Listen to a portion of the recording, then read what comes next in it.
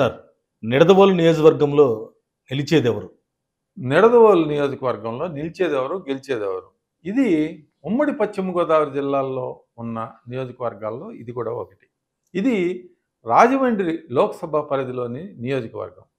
ఇక్కడ పూర్తిగా ఎక్కువ గ్రామీణ ప్రాంత నియోజకవర్గం అయినా కూడా పట్టణం ఉంది కాబట్టి ఇక్కడ ఒక 13% వరకు పట్టణ ప్రజలు కూడా ఉన్నారు.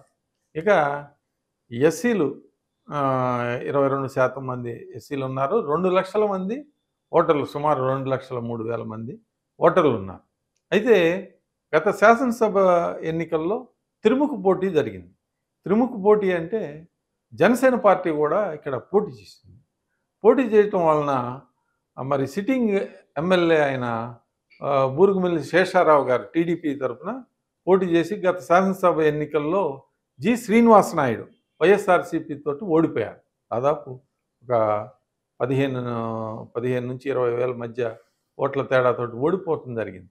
దీనికి ప్రధానమైన కారణం ఏంటంటే జనసేన అభ్యర్థి ఆమె దాదాపు 13% పైగా ఓట్లని చీల్చుకోవటంతో 20,000కి పైగా 23,000 ఓట్లని చీల్చుకోవటంతో ఓడిపోవటం జరిగింది. అయితే ఈసారి మారిన పరిస్థితుల్లో ఈ సీటుని ఎవరికి ఇస్తారో అనేది ప్రాధాన్యత సంతరించుకుంది. ఇక్కడ వైఎస్ఆర్సీపీ ఎమ్మెల్యే శ్రీనివాస నాయుడు గారు ఉన్నారు. 2019లో ఆయన గెలిచారు. 2014 ఎన్నికల్లో బూరుగుమిల్లి శేషారావు గారు ఇక్కడ తెలుగుదేశం పార్టీ అభ్యర్థిగా గెలిచారు. అంతకు ముందు మరి 2009 ఎన్నికల్లో కూడా ఆయనే ట్రయాంగులర్ పోటీలో పీఆర్పీ అభ్యర్థి ఉన్నా కూడా నేరుగా ఆయన గెలవటం జరిగింది. అంటే 2 పర్యాయాలు ఆయన శేషారావు గారు ఆయన గెలవటం జరిగింది ఇదే స్థానం నుంచి. ఆయన కూడా తెలుగుదేశం తరఫున బలమైన కాంటెండరే. అయితే రాష్ట్ర వ్యాప్తంగా తెలుగుదేశం, జనసేన, భాజపా పొత్తులో భాగంగా ఈ స్థానాన్ని జనసేనకు కేటాయించడం జరిగింది. ఎందుకంటే జనసేన బాగా ఇక్కడ బలంగా ఉంది. వాళ్ళకి లాస్ట్ టైం కూడా పార్లమెంట్ వరకు ఆయనకి డిపాజిట్లు కూడా వచ్చినాయి. అంటే దాదాపు 25,000 ఓట్లకు పైగా వచ్చినాయి. తెలుగుదేశం పార్టీకి 60,000 వచ్చినాయి, వీళ్ళకి 25,000 ఓట్లు వచ్చినాయి.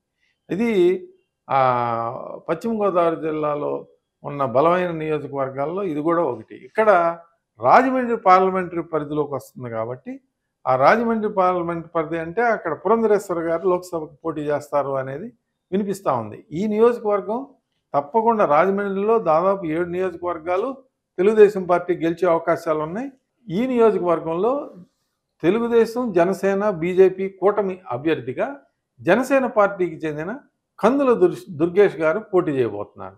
ఆయనకి ఈ 2 పార్టీలు బీజేపీ కానీ ఇటు తెలుగుదేశం కానీ పూర్తి స్థాయిలో ఓట్ ట్రాన్స్ఫర్ జరిగే అవకాశాలు చాలా స్పష్టంగా కనిపిస్తూ ఉన్నాయి. ఎందుకంటే దాదాపు ఈ విషయమై నారా చంద్రబాబు నాయుడు గారు మరి శేషారావు గారితో మాట్లాడటం జరిగింది. ఆయన కూడా పూర్తి స్థాయిలో సహకరించడానికి కూడా సిద్ధంగా ఉన్నారు. కాబట్టి జనసేన అభ్యర్థికి రేపు పవన్ కళ్యాణ్ గారు, చంద్రబాబు నాయుడు గారు ఇదే నియోజకవర్గంలో భారీ బహిరంగ సభలో పాల్గొనబోతూ ఉన్నారు. కాబట్టి తెలుగుదేశం పార్టీలు నాయకులు పూర్తి స్థాయిలో కందుల దుర్గేష్ గారికి సహాయ సహకారాలు అందిస్తారు. ఈ నియోజకవర్గంలో ప్రస్తుతం ఉన్న సర్వే అంచనాల ప్రకారం దాదాపు 10,000కు పైగా మెజారిటీ తోటి కందుల దుర్గేష్ గారు జనసేన అభ్యర్థిగా గెలవబోతా ఉన్నారు.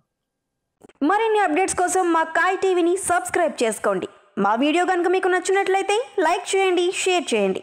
మీ విలువైన అభిప్రాయాలను కామెంట్ బాక్స్లో తెలియజేయండి.